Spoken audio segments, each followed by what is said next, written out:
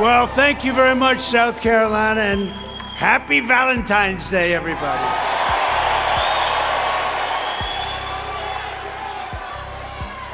Your great state is getting a lot of news lately. We're doing very well. We're up about 65 points. Is that enough? 65. That is former US President Donald Trump holding a rally in South Carolina 10 days out from the state's GOP primary. And the former president wasted no time taking aim at his Republican opponent, Nikki Haley. Nikki has gone so far left because of her Democrat donors. She's actually got very little money now because they all gave up because she's given, there was one poll that said she has no chance. That's pretty tough, 0. I give her a 1%. I don't really mean it, but I give her a 1%. And that she's not just attacking me, she's actually attacking the entire, she is really going after the Republican Party, and that's very bad. We got to beat Biden. The latest polling shows South Carolina voters are far more likely to support Donald Trump than Nikki Haley. The latest poll shows that 65% of voters in the state would vote for Donald Trump, which is a 36% lead over Nikki Haley. During the rally, the former president claimed that America is living a nightmare under Joe Biden. And while Crooked Joe likes to brag about the stock market, the truth is his record is horrendous when you correct for inflation, which is an amazing number after adjusting for all that has taken place over the last couple of years.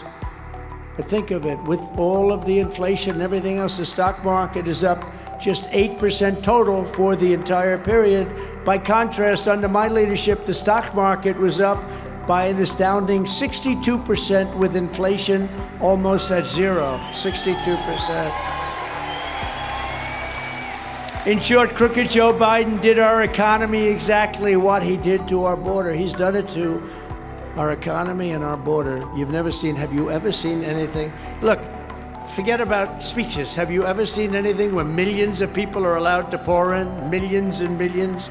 He inherited an amazing success from me. He wrecked it almost immediately, turned it into something resembling much worse, actually, not resembling, much worse than a third world nation, a banana republic. There's never been a border in the history of the world that's looked anything like this tragedy.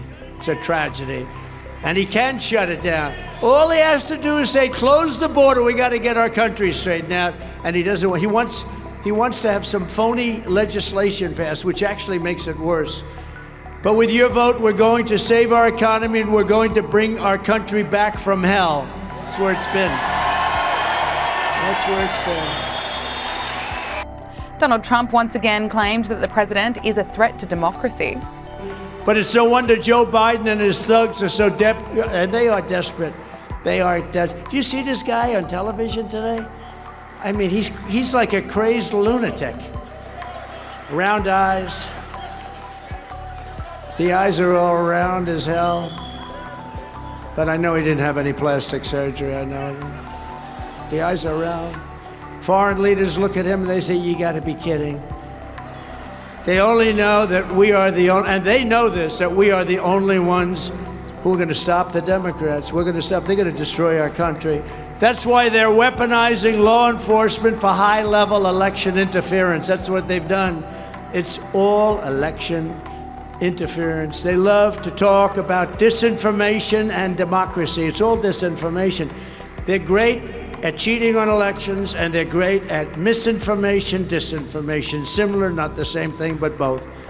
Because they're the ones who are weaponizing the DOJ and the FBI, our election systems, and attacking free speech. And they're also going into the states, and they're getting the district attorneys, and they're getting these people are really bad for our democracy. He is a threat to our democracy for numerous reasons. Number one is he's grossly incompetent. That's number one. Number two, they're weaponizing law enforcement against their political opponent. In the case of me, it's me who's their political opponent. And because we're leading him by so much, it doesn't make it any easier, probably for him or for us, but we're leading by so much, partially because the people of our country get it.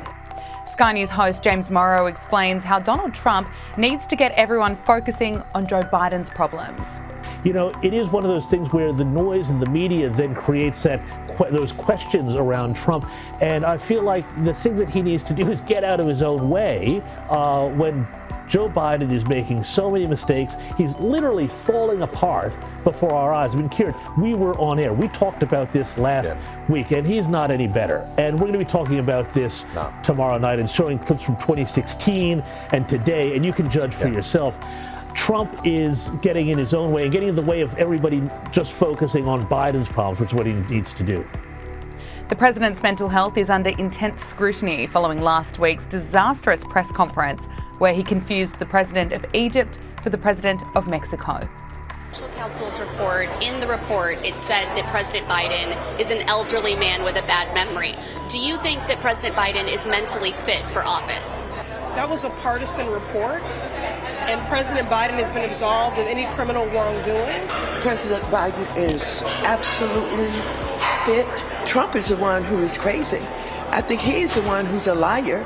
He's the one who has proven that he cannot be trusted. Democrats are so afraid of actually talking about issues. All they can do is talk about Donald Trump, because if you talk about the issues, they lose all day long. Donald Trump, Republicans are right on all the issues, whether it's immigration, more funding for Ukraine, or crime, the border, anything. Republicans represent the vast majority of Americans. So all they can talk about is Donald Trump.